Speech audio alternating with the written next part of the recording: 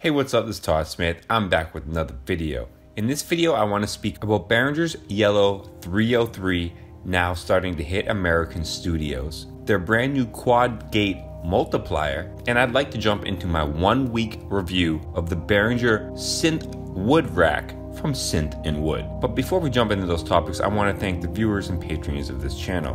Without the viewers and patrons, I would not have the motivation to push out content almost every single day. The support and motivation really means a lot, pushes me forward, and I can't thank you enough for that. Now jumping into the world of Behringer and the shipping of that yellow smiley face 303 that is now starting to hit American home studios. The acid world was pretty happy when they heard that Behringer was making a budget 303, and even more happy when they heard that there would be a yellow smiley version.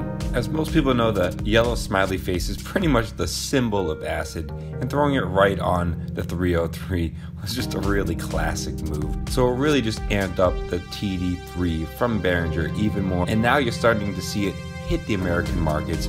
People are really happy about that. So if you wanted that TD-3 and you are in America, definitely check out your local supplier because they probably already have it or they're getting it soon, and you probably have some pre-order options. Talking about one of their new modular units based on the classic System 100 modular system, the 173 quad gate / multiples module video premiered today, again on the Behringer YouTube.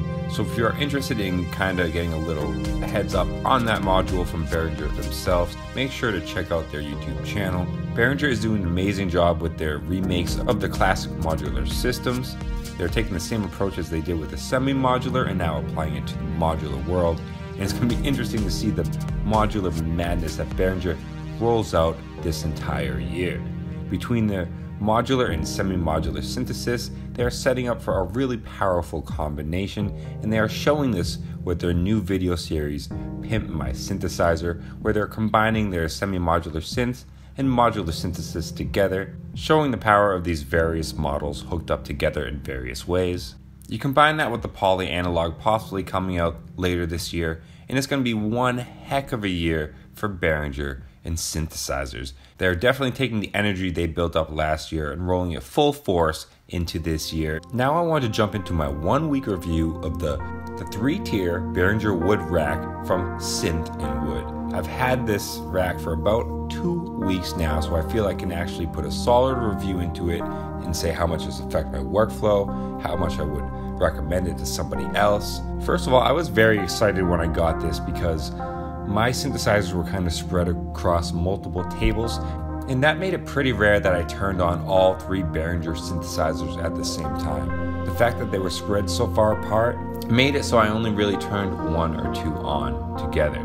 Now with the rack, I find myself always turning on all 3 at the same time right out the gate, which to me I feel is a good thing because they're on, I'm more in tune to use them, they're closer together, and when they're closer together, I'm more adept to touch them and actually apply them to my song. Comfort and workflow are 2 things that can't be underestimated in any type of creative workspace. If one synthesizer is just out of reach or maybe uncomfortable to reach, you're less likely to turn it on and use it within your workflow. So just having everything together in a really close vertical experience has already really allowed me to turn on all 3 and experience all 3 every single time I go into the studio. And I think that is right out the gate makes it worth the while on the rack. Definitely if you have your stuff spread out, I think the more spread out it is, the more worth it is to you as an individual. Now when it just comes to the build of the rack itself, I've seen a lot of other racks, but this is the only one I've experienced. But this definitely has the most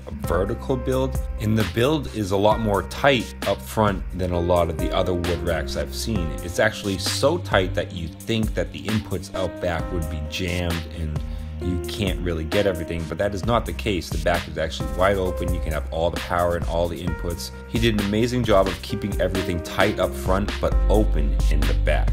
and I really like that tight form factor compared to some other spread out form factors that you see in some other Behringer Wood Rack systems. I like how this wood rack allows you to have all the individual power supplies going into it. That is a preference thing. I do prefer having individual power supply to all these units. And I do like how I don't actually have to take the units apart on the back. I still have all the MIDI inputs and everything that originally came with the unit.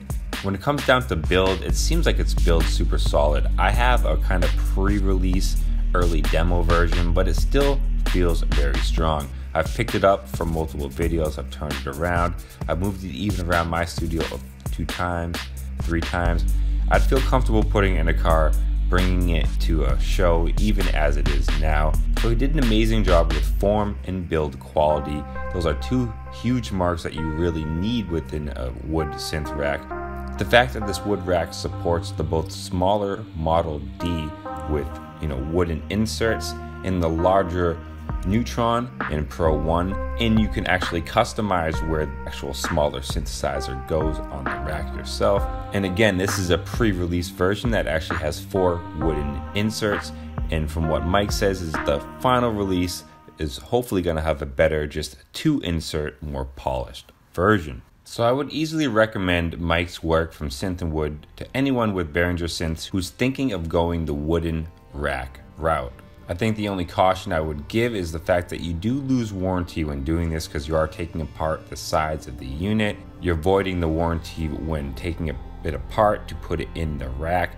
But I'm pretty sure that's the case with any rack that you have to take the synthesizer apart, even official Behringer racks. That is just a risk you take when taking a synthesizer apart from its original form. But I figured I would throw that out there as the one possible road bumper thing you might want to look out for if that's something that worries you. I had no fears. I took the cheeks off, I put them in the rack, and it was well worth the time and energy, and I'm never going back to that really spread out workflow I had before. So I'm giving a full thumbs up and recommendation to this rack from Mike and Synth and Wood.